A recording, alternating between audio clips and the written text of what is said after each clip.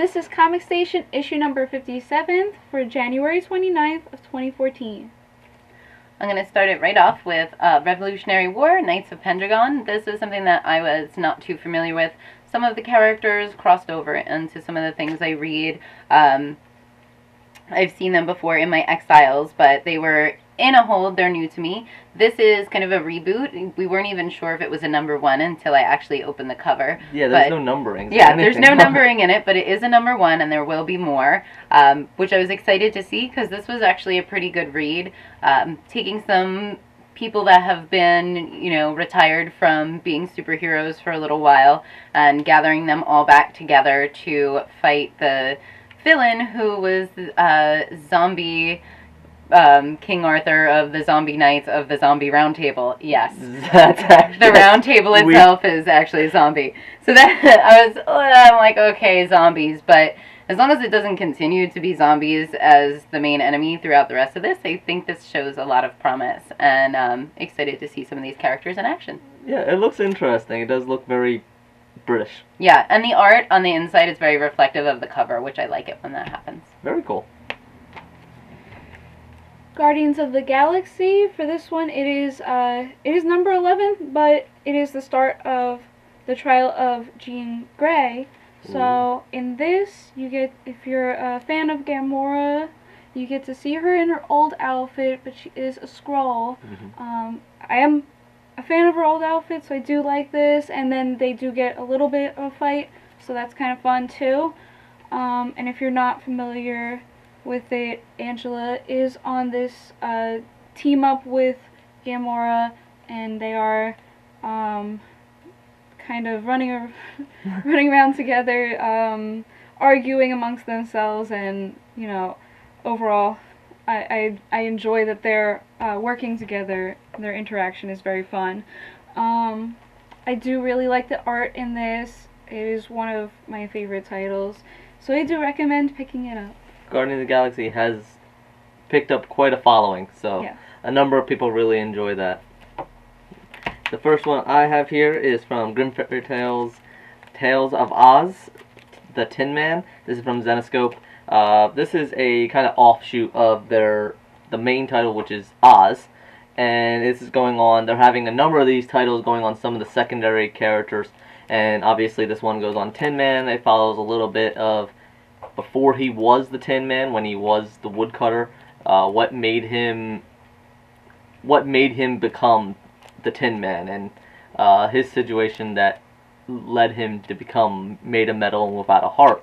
So it's interesting. I know there's some the artwork was really good, and then at certain points it was also a little down, so the artwork fluctuated a little bit too much, but otherwise it's interesting. Although honestly, you really should read the main title so that you can get more out of this one, because you get a little bit more background and a little bit more why you should actually invest in the character that is a secondary character, the Tin Man.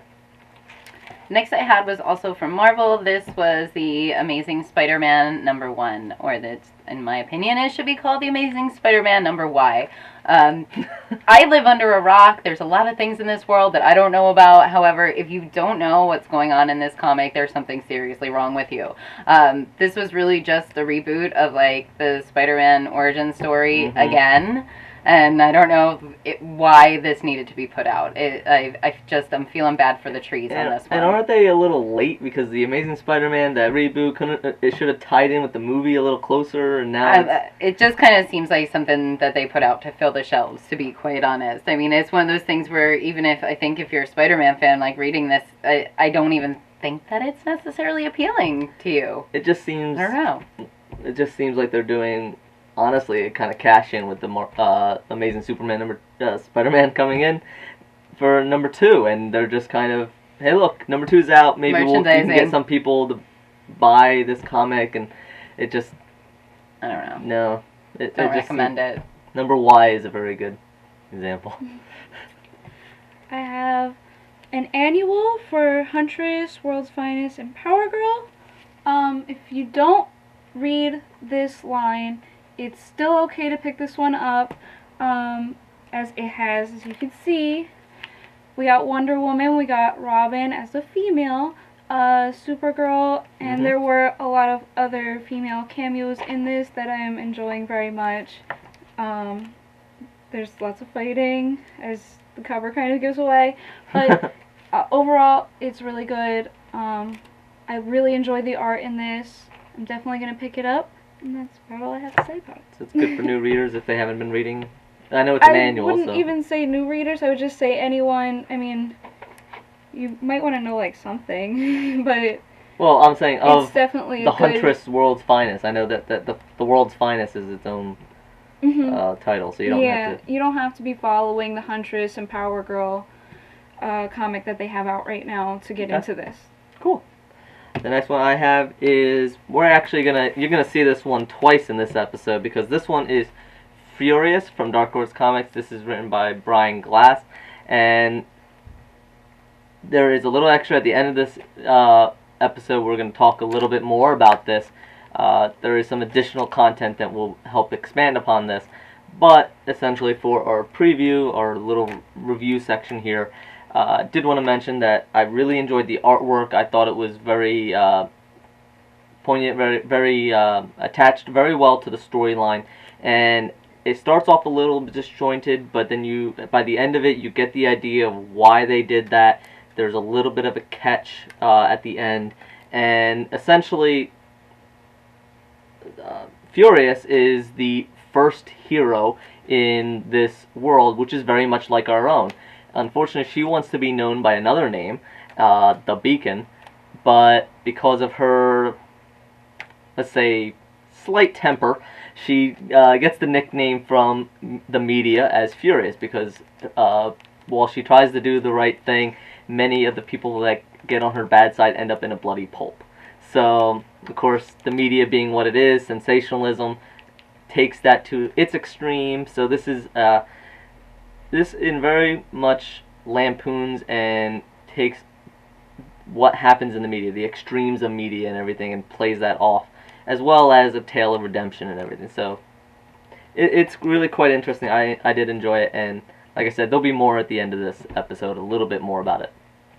And this we thought was worth mention. This is Catwoman in Gothtopia. As we discussed in previous issues, Gothtopia is a world, a dystopian world where everything seems to be okay, but things are getting a little bit weird. This is also worth a mention because it's the second cover this week where we have a woman wearing Robin's costume. So apparently he must have had a yard sale, or all the ladies decided to get up into that fashion.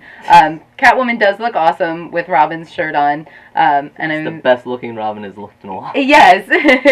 And she is, you know, also, as it mentions here, Batman's newest partner. So I'm interested to see what this entails. Ha ha ha, no pun intended. I have Inhumanity, Avengers Assemble as an honorable mention.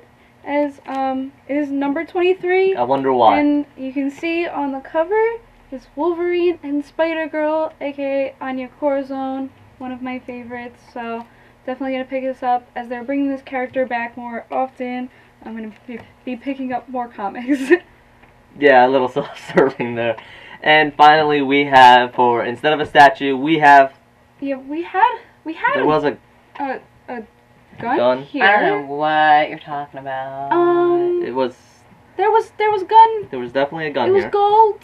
You might know something about somebody that enjoys weapons. I like really. It. Really? It doesn't even shoot. What did we told you about weapons? It feels really nice in the my trigger hands. doesn't even pull. That's true. No. Well, I guess we'll put it in its rightful place. Sorry, guys. I couldn't resist. Well, it is a weapon. Nice. We can't help it. And, of course, this is very heavy. Malcolm Reynolds from Firefly Serenity. This is the stunt pistol replica. It's a very nice replica. It could pass as a gun. Don't take this outside. You might get shot down by the cops. Yeah. Looks very real. Even though it doesn't fire, it is, like you said, it's pretty hefty. You could take this and knock someone out with this. But it's a really nice replica. It's affordable. It's nice. It's well done. There's good detail on it. The painting, I like actually the wood handle. Actually looks really nice. And like I said, it has a nice heft to it. and it comes with this spiffy little stand, and it has a little label on it for Malcolm Reynolds, and so it is, I believe it's numbered and such, so yep, 1-to-1 scale, screen accuracy, replica, so forth, Reynolds metal-plated pistol. So, and speaking of Serenity, didn't Lido do a review for us this week? Yep, perfect segue, and Lido has his own video review for Serenity Leaves on the Wind #1. Hey guys, Lido here with a quick review of the new Serenity Leaves on the Wind comic from Dark Horse, the continuation of the fan-favorite sci-fi western TV show from Joss Whedon, Firefly, and a direct sequel to its movie, Serenity. Short version, this comic is really, really, really good. Even if you're a complete noob to the series like me, it gets you completely grounded with a text recap on the inside cover and a lot of good dialogue that helps you figure out who people are and things like that. Everything you need to know to understand the Firefly universe is here. If you want to know more, you know where to look. I'm not going to give any spoilers here for the end of the series, the movie, or this comic, but suffice to say, it's some big stuff going down, and you get a sense of how shaken this world is and the new place we're going to be living in. It grounds new readers and old fans to the universe, and I'm sure the people who are fans of the TV show and film are going to feel like they're right at home coming back to where they left off. You get a good sense of where the crew is at and what's going to be happening as the series goes on, with a lot of potential for a lot of interesting and cool storylines.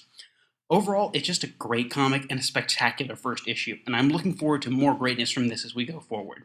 This one's going to be a great one, guys. You don't want to miss it. Check out my text review if you want to know more.